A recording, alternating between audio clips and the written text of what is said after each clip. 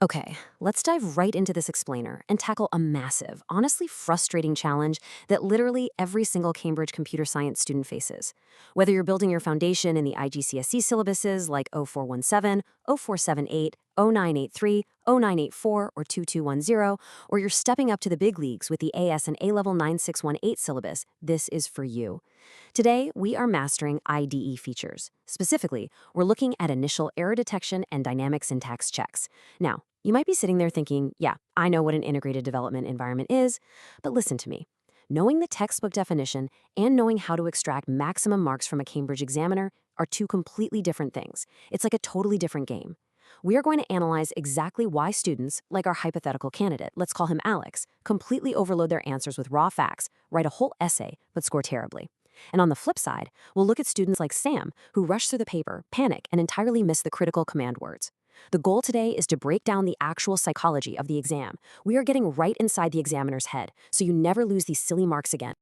Now, what's really interesting about this question on the screen is that these concepts, evaluating exactly how efficient an algorithm is and explaining how IDE syntax checks function, they appear in literally every single examination series. Seriously, go look at the past papers. You will see these questions time and time again. They are predictable. Yet, despite being so predictable, students consistently lose crucial points on them year after year. Why does that happen? Well, it's because they lack structured reasoning. When the pressure is on, students tend to treat computer science as a test of memorization, just a brain dump of facts, rather than a test of logical step-by-step problem solving. Examiners are practically begging you to show your working and your analytical depth, but most candidates just throw definitions at the page, cross their fingers, and hope something sticks. We are going to completely fix that approach today. To secure those maximum marks, here is our roadmap for today's explainer. We'll start with getting inside the examiner's mind, move on to mastering cognitive domains, break down the method mark strategy, look at the top 3 examiner warnings, and finish up with your ultimate exam blueprint. Let's kick things off with Section 1, Inside the Examiner's Mind, and demystifying IDE error detection. Before we can even talk about your overarching exam strategy, we absolutely must define the core principles we're dealing with here. Initial error detection and dynamic syntax checks are the specific features within an IDE that automatically parse your code in real time. Think of it like a highly technical spell checker. They're actively working in the background as you type, identifying and flagging syntax errors before you even attempt to run or compile the program. But here's the catch. We aren't just memorizing these definitions to parrot them back. The examiner requires you to prove mastery of how they function in a real-time scenario. When they ask you about this, they want to know that you understand the background processes. They want you to explain how the IDE is continuously comparing your specific keystrokes against the programming language's strictly defined syntax rules. It's about demonstrating that dynamic relationship, not just reciting a dictionary definition.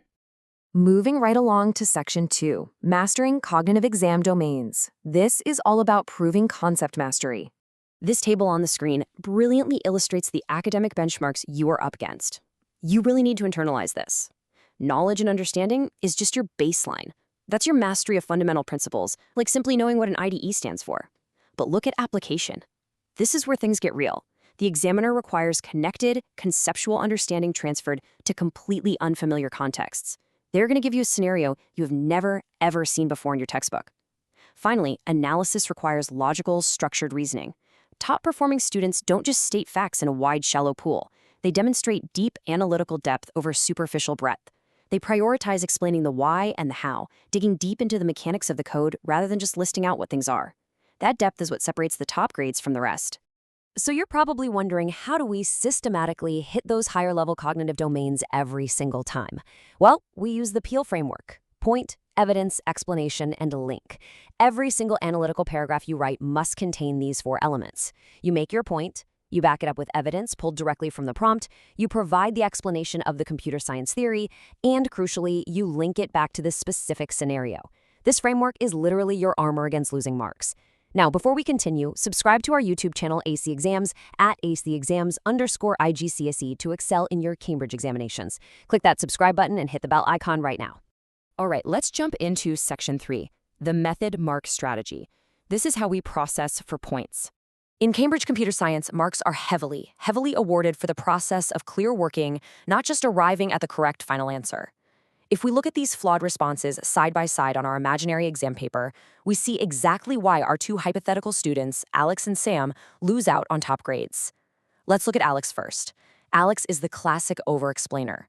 He spots the word IDE and proceeds to write a massive paragraph, completely overloading the page with raw computer science facts about compilers, interpreters, and debuggers. But there is absolutely zero analytical depth regarding the specific question asked.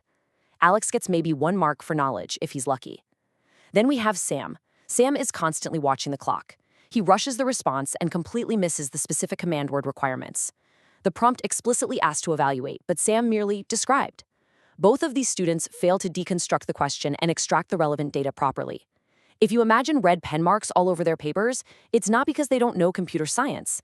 It's because they simply don't know how to take a computer science exam.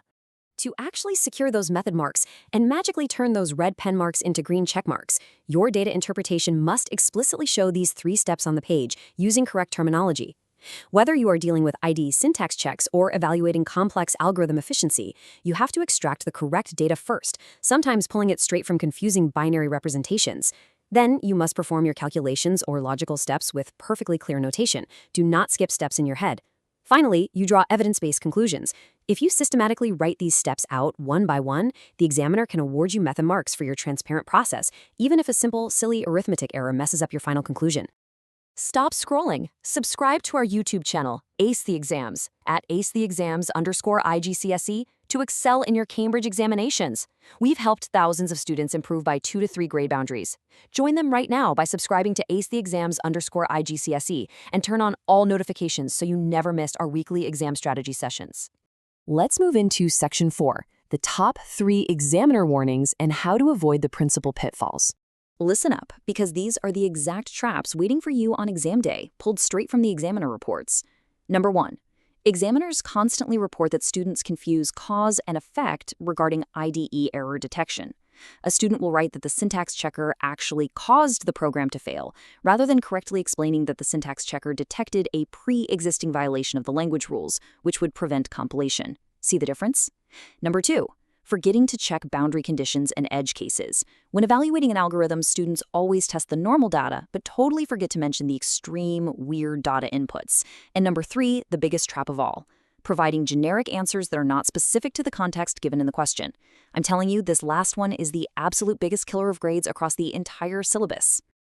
Okay, let's play a little game here. Take the next 60 seconds to scan this comparison on the screen and really absorb the difference. The generic flaw on the left reads, "Dynamic syntax checks find errors in the code quickly." Sure, it's a true statement, but it scores absolutely 0 points for application because it's too vague. Now look at the context-specific fix on the right. That dynamic syntax check highlights the missing semicolon and the specific while loop provided in the scenario. Do you see the difference? Notice how the context-specific answer explicitly links the theoretical IDE feature directly to the exact scenario, the exact loop type, and the exact syntax error provided in the prompt. That precision, that linkage, is the literal difference between a C grade and an A star. Let's see how this builds into algorithm evaluation. When the examiner asks you to evaluate algorithm quality, which is notoriously one of the most difficult question types, you cannot just write down "it runs fast" or "it takes up less memory." You must execute a structured speed write of your Peel paragraph to address these 4 specific higher-order elements. You need to talk about time complexity, how the execution time scales with the data. You need to discuss space complexity, how memory usage scales. You must address those edge cases we talked about, and finally, evaluate the overall effect on system performance. If you systematically address these 4 bullet points, you are absolutely guaranteeing that you hit those higher-order assessment objectives that demand you to evaluate alternatives and justify your recommendations. And now we arrive at Section 5, the ultimate exam blueprint. This is your procedural framework for success. This 5-step systematic processing sequence right here is your cheat sheet. It is your ultimate guarantee to hitting every single assessment objective the Cambridge examiners throw at you. Step 1, deconstruct the question and identify the key elements and command words. Step 2, apply the relevant theoretical principles, like defining dynamic syntax checks, accurately. Step 3, execute your analysis with crystal clear working. This is exactly where you earned those sweet method marks we discussed. Step 4, Verify your results against the specific scenario provided to ensure they actually make logical sense. And step 5, present your final answer using correct, precise computer science terminology in the appropriate format requested. If you follow this standardized sequence, your answers literally become bulletproof. Following that sequence effectively relies heavily on 3 golden rules that practically guarantee top marks across your entire 9618 paper or whichever syllabus code you're sitting. Rule number 1, command word decoding. You must know the exact difference between state, describe, explain, and evaluate. They require completely different depths of response. Rule number 2, strict Peel framework application. I cannot stress this enough. Never, ever make a point without linking it back to the scenario. And rule number 3, a strict time management matrix. Do not spend 15 minutes perfectly crafting an intricate answer for a 2-mark question like our friend Sam might try to do in a panic after realizing he rushed the first half of the paper.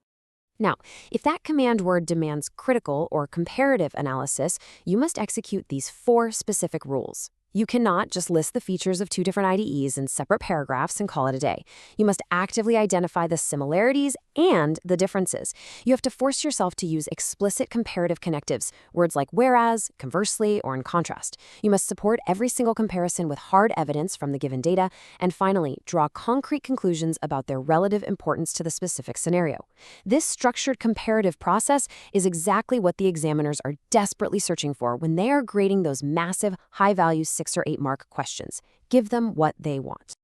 And this slide brilliantly illustrates the ultimate takeaway, coming straight from the Cambridge examiners themselves. Look closely at this quote pulled directly from a principal examiner report.